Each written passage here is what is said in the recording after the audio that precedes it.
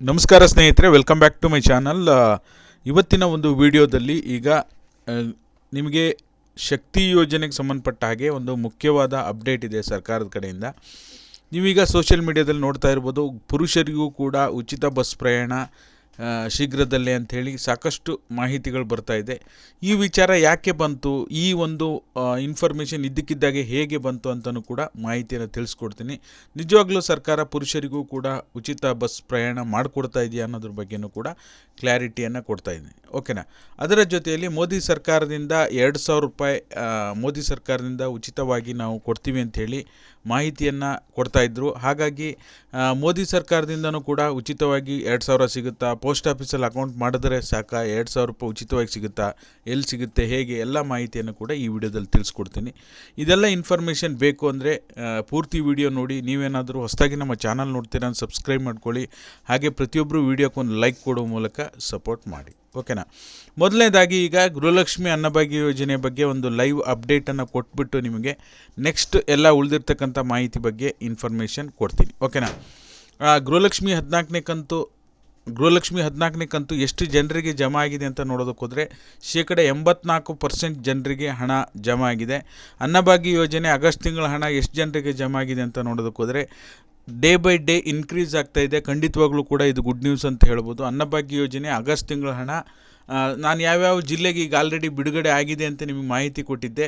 ಆ ಜಿಲ್ಲೆಯನ್ನು ಹೊರತುಪಡಿಸಿ ಬೇರೆ ಬೇರೆ ಜಿಲ್ಲೆಯವರು ಕೂಡ ಹಣ ಬಂದಿದೆ ಅಂಥೇಳಿ ಕಮೆಂಟನ್ನು ಮಾಡ್ತಾಯಿದ್ದಾರೆ.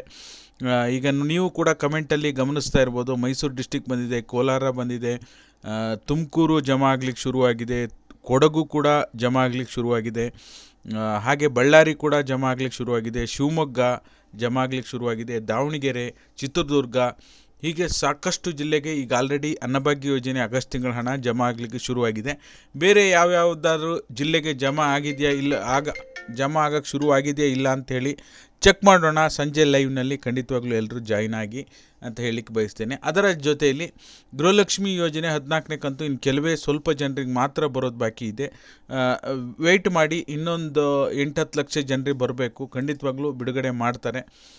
ಲಾಸ್ಟಿಗೆ ಒಂದು 2% ಜನ ಉಳಿದ್ರೆ ನೆಕ್ಸ್ಟ್ ಅವ್ರನ್ನ 15ನೇ ಕಂತು ಬಿಡುಗಡೆ ಮಾಡುವಂಥ ಸಂದರ್ಭದಲ್ಲಿ ಮಾಡ್ತಾರೆ. ಓಕೆನಾ.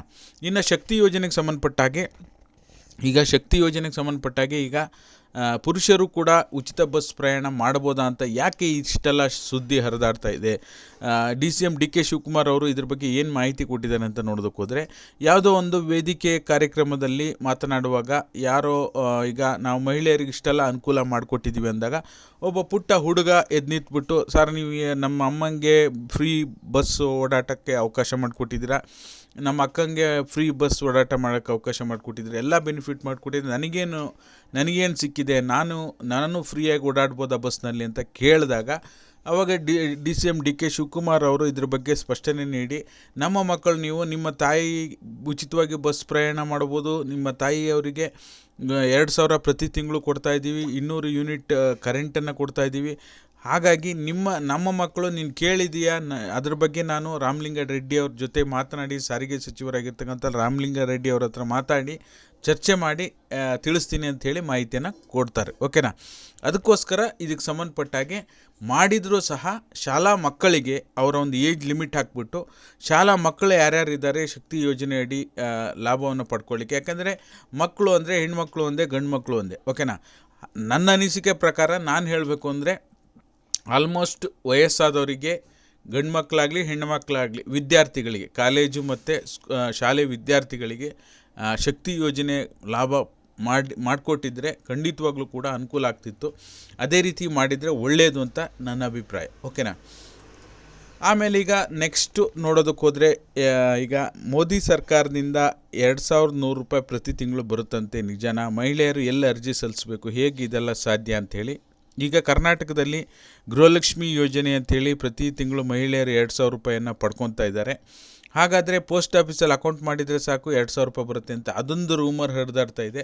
ಖಂಡಿತವಾಗ್ಲೂ ಅದು ಆ ಥರ ಏನೂ ಇಲ್ಲ, ಫೇಕ್ಸ್ ಇನ್ಫಾರ್ಮೇಷನು. ಇದು 2,100 ರೂಪಾಯಿ ಕೊಡ್ತಾ ಇರೋದು ಹೌದು, ಮೋದಿ ಸರ್ಕಾರದಿಂದನೇ ಕೊಡ್ತಾ ಇರೋದು ಹೌದು. ಬಟ್ ಆದರೆ ಇದು ಮಹಾರಾಷ್ಟ್ರದಲ್ಲಿ ನಡೀತಕ್ಕಂಥ ಚುನಾವಣೆಯ ಮ್ಯಾನಿಫೆಸ್ಟೋ ಆಗಿದೆ. ಏನು ಕರ್ನಾಟಕ ಏನು ಒಂದು 5 ಗ್ಯಾರಂಟಿಗಳನ್ನು ಮಾಡಿದೆ, ಅದೇ ರೀತಿಯಾಗಿ BJPಯವರು ಸಹ ಮಹಾರಾಷ್ಟ್ರದಲ್ಲಿ ಅವರ ಒಂದು ಆಶ್ವಾಸನೆಯನ್ನು ಕೊಟ್ಟಿದ್ದಾರೆ. ನಾವು ಕೂಡ ಮಹಿಳೆಯರಿಗೆ 2100 ರೂಪಾಯಿ ಪ್ರತಿ ತಿಂಗಳು ಕೊಡ್ತೀವಿ ಅಂಥೇಳಿ ಗ್ಯಾರಂಟಿ ಯೋಜನೆ ಥರನೇ ಅವರು ಕೂಡ ಅಲ್ಲಿ ಜಾರಿ ಮಾಡೋದ್ರ ಬಗ್ಗೆ ಮಾಹಿತಿ ಕೊಡ್ತಾ ಇದ್ದಾರೆ. ಇದು ಕರ್ನಾಟಕದ್ದಲ್ಲ, ಮಹಾರಾಷ್ಟ್ರದ್ದು. ಮಹಾರಾಷ್ಟ್ರಕ್ಕೆ ಸಂಬಂಧಪಟ್ಟ ಹಾಗೆ ಅವರು ಕೊಡ್ಬೋದು, ಬಿಟ್ಟರು ಬಿಡ್ಬೋದು, ಅದು ಅವ್ರಿಗೆ ಸಂಬಂಧಪಟ್ಟ ವಿಚಾರ. ಹಾಗಾಗಿ ಈ ಒಂದು ವಿಷಯನ ಇಟ್ಕೊಂಡು ಸೋಷಿಯಲ್ ಮೀಡಿಯಾದಲ್ಲಿ ಮೋದಿ ಸರ್ಕಾರದಿಂದ 2000 ಅಂತಿದ್ದಾರೆ. ನಮ್ಮ ಕರ್ನಾಟಕಕ್ಕೆ ಬಂದರೆ ಅದು ಬೇರೆ ಪ್ರಶ್ನೆ. ಬಟ್ ಆದರೆ ಮಹಾರಾಷ್ಟ್ರಕ್ಕೆ ಹೋಗ್ತಾ ಇರೋದು ಖಂಡಿತವಾಗ್ಲೂ ಅದು ಅಷ್ಟು ಮ್ಯಾಟ್ರ್ ಆಗಲ್ಲ ನಮಗೆ ಅಂತ ಅನಿಸುತ್ತೆ. ಓಕೆನಾ.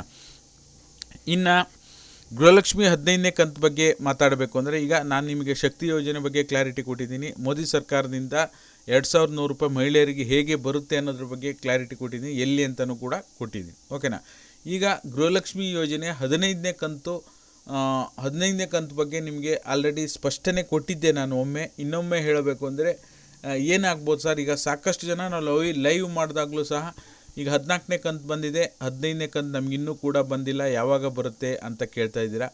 ಯಾಕೆ ಅಂದರೆ ಖಂಡಿತವಾಗ್ಲೂ ಕೂಡ ನಿಮಗೆ 15ನೇ ಕಂತು ಇಷ್ಟರೊಳಗೆ ಬರಬೇಕಾಗಿತ್ತು. ಯಾಕೆಂದರೆ ಅದು ಅಕ್ಟೋಬರ್ ತಿಂಗಳ ಹಣ. ಅಕ್ಟೋಬರ್ ತಿಂಗಳು ಅಂದರೆ ಈಗ ನವಂಬರ್ 18ನೇ ತಾರೀಕು ಇವತ್ತು. ನವಂಬರ್ 20, 25ನೇ ತಾರೀಕು ಅಥವಾ ನವಂಬರ್ 15ರ ನಂತರ ಯಾವಾಗಲೂ ಅಕ್ಟೋಬರ್ ತಿಂಗಳ ಹಣ ಬರಬೇಕಿತ್ತು. ನಿಮಗೆ ಈ ತಿಂಗಳಲ್ಲೇ ಅಕ್ಟೋಬರ್ ತಿಂಗಳ ಹಣ ಒಂದು ಕೊಟ್ಬಿಟ್ರು ಅಂದರೆ ನಿಮಗೆ ಕಂಪ್ಲೀಟ್ ನಿಮ್ಗೆ ಅಲ್ಲಿ ಕರೆಕ್ಟಾಗಿ ಕೊಡ್ತಾ ಹೋದಂಗೆ ಆಗುತ್ತೆ. ನೆಕ್ಸ್ಟ್ ಮಂತಿಂದ ನವಂಬರು, ಅದರ್ ನೆಕ್ಸ್ಟ್ ಮಂತಿಂದ ಡಿಸೆಂಬರು, ಈ ರೀತಿ ಕೊಡ್ತಾ ಹೋದಂಗೆ ಆಗುತ್ತೆ. ಹಾಗಾಗಿ ಈಗ ಎಲ್ಲೊಂದು ಕಡೆ ಇರೋಂಥ ಮಾಹಿತಿ ಪ್ರಕಾರ ಗೃಹಲಕ್ಷ್ಮಿ 15ನೇ ಕಂತು ಈಗ ಆಲ್ರೆಡಿ ಒಂದು ಪ್ರೊಸೀಜರ್ ಪ್ರಕಾರ ಈಗ ಸರ್ಕಾರ ಒಂದು ಸರಿ ಅಪ್ರೂವ್ ಆದಮೇಲೆ ಹಣಕಾಸು ಇಲಾಖೆ ಅದನ್ನು ಆಯವ್ಯಯ ನೋಡಿಕೊಂಡು ಹಣಕಾಸು ಇಲಾಖೆಯಿಂದ ಮಹಿಳಾ ಮತ್ತು ಮಕ್ಕಳ ಅಭಿವೃದ್ಧಿ ಇಲಾಖೆಗೆ, ಆರ್ಥಿಕ ಇಲಾಖೆಯಿಂದ ಮಹಿಳಾ ಮತ್ತು ಮಕ್ಕಳ ಅಭಿವೃದ್ಧಿ ಇಲಾಖೆಗೆ ಹಣ ವರ್ಗಾವಣೆ ಆಗಿದೆ ಅನ್ನೋದ್ರ ಬಗ್ಗೆ ಮಹಿಳಾ ಮತ್ತು ಮಕ್ಕಳ ಅಭಿವೃದ್ಧಿ ಇಲಾಖೆಯಿಂದನೇ ಮಾಹಿತಿ ಬರ್ತಾ ಇದೆ.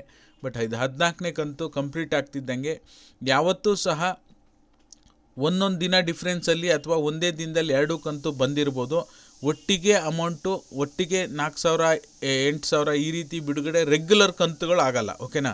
ಬಾಕಿ ಕಂತಿರುವಾಗ ನಿಮಗೆ ಲೋಕಸಭಾ ಚುನಾವಣೆ ಸಮಯದಲ್ಲಿ ಬಾಕಿ ಕಂತು ಬರುವಂಥ ಸಮಯದಲ್ಲಿ ಒಂದೇ ಸರಿಗೆ 6000, 8000, ಕೆಲವರಿಗೆ 10 ಕಂತು 20,000 ರೂಪಾಯಿವರೆಗೂ ಕೂಡ 10 ಕಂತು ಜಮಾ ಆಗಿತ್ತು ಲೋಕಸಭಾ ಚುನಾವಣೆ ಪೂರ್ವದಲ್ಲಿ. ಓಕೆನಾ. 20,000 ರೂಪಾಯಿ 10 ಕಂತು ಒಟ್ಟಿಗೆ ಜಮಾ ಆಗಿತ್ತು. ಬಟ್ ಅದು ಬಾಕಿ ಕಂತುಗಳು ಆ ರೀತಿ ಜಮಾ ಆಗ್ತಾ ಹೋಗ್ತವೆ ಹೊರತು ನಿಮಗೆ ರೆಗ್ಯುಲರ್ ಕಂತುಗಳು ಒಟ್ಟಿಗೆ ಜಮಾ ಆಗಲ್ಲ. ಯಾಕೆಂದರೆ 2,500 ಕೋಟಿ ನಿಮಗೆ 5,000 ಕೋಟಿ ಹಣವನ್ನು ಒಂದೇ ಸರಿ ಜಮಾ ಮಾಡೋಕ್ಕೆ ಹೋದರೆ ಈಗಿರೋ ಸ್ಪೀಡ್ನಲ್ಲಿ ಜಮಾ ಮಾಡೋಕ್ಕೆ ಆಗೋದಿಲ್ಲ ಅಂಥೇಳಿ, ಈಗ ಮತ್ತೆ ಸರ್ವರ್ ಸಮಸ್ಯೆ ಆಗುತ್ತೆ ಅಂಥೇಳಿ ಆ ಉದ್ದೇಶದಿಂದ ಮಹಿಳಾ ಮತ್ತು ಮಕ್ಕಳ ಅಭಿವೃದ್ಧಿ ಇಲಾಖೆ 14ನೇ ಕಂತಿನ ಹಣ ಏನಿದೆ ಅದು ಕಂಪ್ಲೀಟ್ ಪ್ರೊಸೆಸ್ ಆಗಿ ಹೋಗ್ಬಿಡಲಿ, ಆಮೇಲೆ 15ನೇ ಕಂತಿನ ಹಣಕ್ಕೆ ಬರೋಣ ಅಂಥೇಳಿ ವೆಯ್ಟ್ ಮಾಡ್ತಾ ಇರ್ಬೋದು. ಯಾಕೆಂದರೆ ಅವರು ಸರ್ಕಾರದಿಂದ ಹಣ ಬರೋದೇ ಕಾಯ್ತಾ ಇರ್ತಾರೆ. ಅದ್ರ ಬಗ್ಗೆ ಸಚಿವೆ ಲಕ್ಷ್ಮೀ ಹೆಬ್ಬಾಳ್ಕರ್ ಮೇಡಮ್ ಕೂಡ ಕಳೆದ ಬಾರಿ ಹೇಳಿದರು, ನಮ್ಮ ಇಲಾಖೆಗೆ ಹಣ ಬಂದರೆ ನಾವು ಲೇಟ್ ಮಾಡೋದೇ ಇಲ್ಲ, ನಾವು ಆದಷ್ಟು ಬೇಗ ಪ್ರೋಸೆಸ್ ಮಾಡ್ತೀವಿ ಅಂತ ಹೇಳಿ ಮಾಹಿತಿಯನ್ನು ಕೊಟ್ಟಿದ್ದರು. ಓಕೆನಾ. ಹಾಗಾಗಿ ಖಂಡಿತವಾಗ್ಲೂ ಆದಷ್ಟು ಬೇಗ ರಿಲೀಸ್ ಮಾಡುವಂಥ ಸಾಧ್ಯತೆ ಇದೆ. ನವಂಬರ್ ಎಂಡ್ ಒಳಗಡೆ ಇನ್ನೊಂದು ವಾರದ ಒಳಗಡೆ 15ನೇ ಕಂತು ಕೂಡ ಬರುವಂಥ ಸಾಧ್ಯತೆ ಇದೆ. ಇದಾಗಿತ್ತು ಈ ಕ್ಷಣದ ಮಾಹಿತಿ. ವಿಡಿಯೋ ನೋಡಿರ್ತಕ್ಕಂಥ ಎಲ್ಲರಿಗೂ ಕೂಡ ಧನ್ಯವಾದಗಳು. ವಿಡಿಯೋ ಇಷ್ಟ ಆದರೆ ಎಲ್ಲರೂ ಲೈಕ್ ಮಾಡಿ, ಹೊಸದಾಗಿ ಚಾನಲ್ ನೋಡ್ತಿದ್ರೆ ಸಬ್ಸ್ಕ್ರೈಬ್ ಮಾಡ್ಕೊಳ್ಳಿ. ನಮ್ಮ ವಿಡಿಯೋದಲ್ಲಿ ಹಲವಾರು ವಿಚಾರಗಳ ಬಗ್ಗೆ ಕ್ಲಾರಿಟಿ ನಿಮಗೆ ಸಿಗ್ತಾನೆ ಇರುತ್ತೆ. ಎಲ್ಲರೂ ಕೂಡ ಸಬ್ಸ್ಕ್ರೈಬ್ ಮಾಡ್ಕೊಳ್ಳಿ. Thank you all. Thank you so much for watching.